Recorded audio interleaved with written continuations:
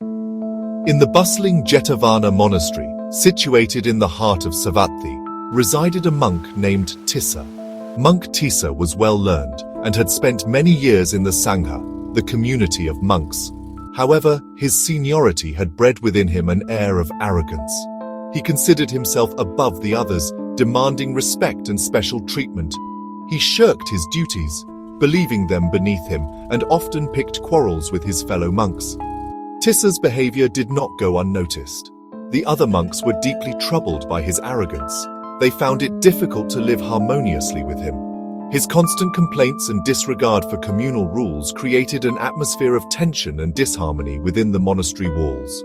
The monks, filled with compassion, tried to reason with Tissa. They gently reminded him of the Buddha's teachings on humility and compassion. However, their words fell on deaf ears. Tissa, blinded by his own self-importance, refused to listen. He dismissed their concerns, believing himself to be above reproach.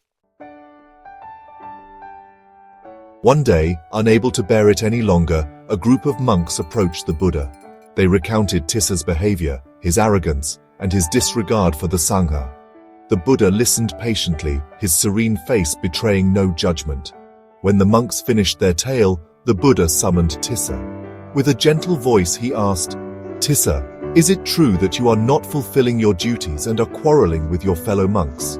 Tissa, taken aback by the Buddha's directness, tried to defend himself. He claimed that the other monks were being unfair and that they did not understand him. The Buddha, with his infinite wisdom, saw through Tissa's facade. He realized that Tissa was trapped in a cycle of self-importance, unable to see the fault in his own actions.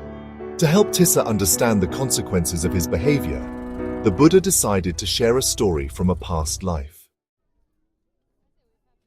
The Buddha's words hung in the air, capturing Tissa's attention. He had never heard the Buddha speak of past lives in such a way.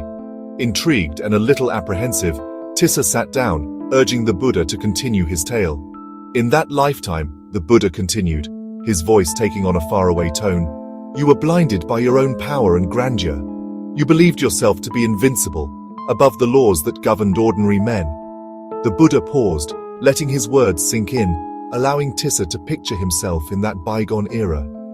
One day, the Buddha resumed, his voice drawing Tissa back into the narrative. "A wise sage named Narada visited your court. Narada was known throughout the land for his wisdom and spiritual insight. People came from distant lands just to hear him speak. Narada had come to your court, Tissa, with a message of peace and dharma," the Buddha continued, his gaze steady on the now captivated monk. "However, you, blinded by pride, refused to listen to him. You looked down upon him, seeing only a simple ascetic, not recognizing the wisdom he carried." The Buddha went on to narrate the interaction between the king, who was Tissa in his past life, and the sage Narada. The king, called Devala in that lifetime, had arrogantly dismissed Narada's words, mocking his simple attire and humble demeanor. Narada, in his wisdom, had tried to explain the importance of humility and respect, but Devala, consumed by his own self-importance, had refused to listen.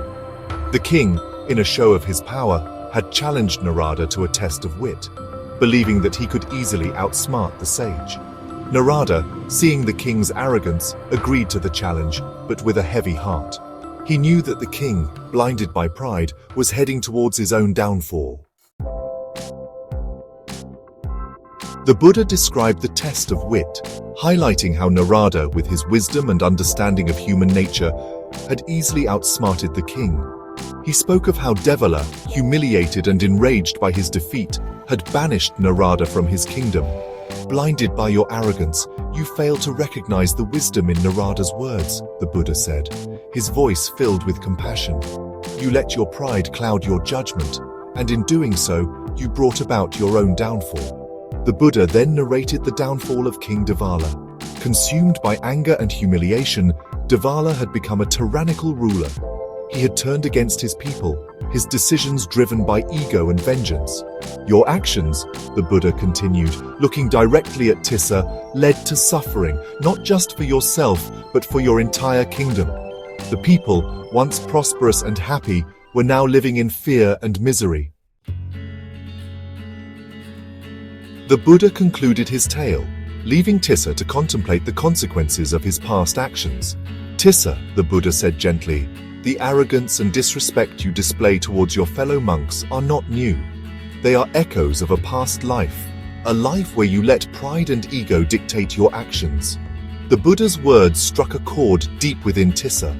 He saw the connection between his past life and his current behavior. He realized that his arrogance was not a sign of strength, but a weakness, a remnant of a past life that was causing him to repeat the same mistakes. Just as King Devala's arrogance led to his downfall, the Buddha continued, your arrogance, if unchecked, will lead you down a similar path. It will create disharmony and suffering, not just for yourself, but for the entire Sangha.